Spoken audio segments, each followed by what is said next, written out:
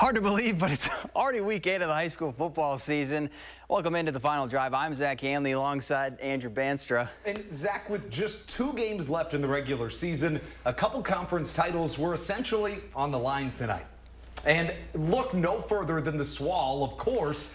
All season, it has been Cuba City and Darlington atop of their conference standings. And after tonight, there will only be one undefeated team left standing in the SWAL, and that team clinches the conference crown. Now, the last time the Cubans beat the Redbirds, you have to go back to 2018.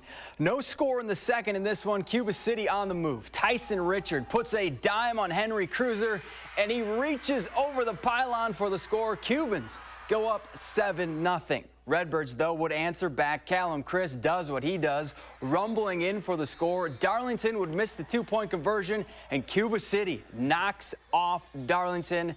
14-12 is your final.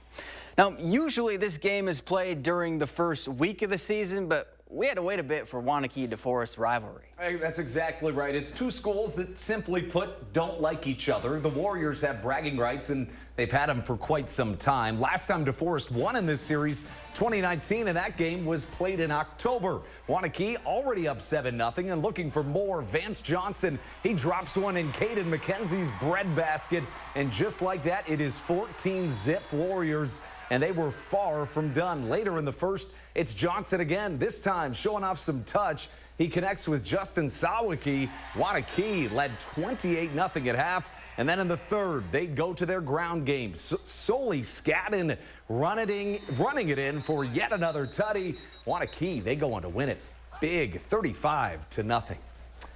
Well, staying in the Badger Large, Milton hosting Sun Prairie East. Both teams looking up at Waunakee in the standings. East's first possession, Brady Kaufman gets the carry, makes one guy miss, bounces it outside and puts on the big boy wheels. He takes it 45 yards to the house. Cardinals up early, but Milton's run game, it was working.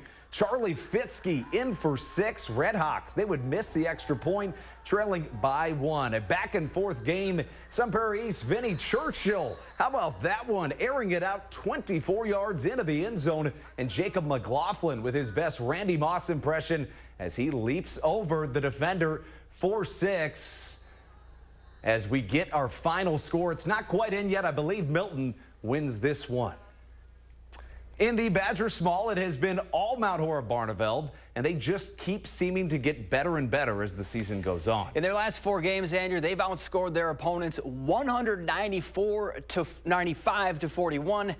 Edgewood's got the tall task of slowing down the MHB machine. Crusaders, they haven't met, and the Vikings haven't met since 2018. Mount Horeb Barneveld won that meeting, and they got off to a good start in this one. 4th and goal from the 5. Brooks Hendrickson zips one to Owen Ashleman, and just like that, it's 8-0 Vikings.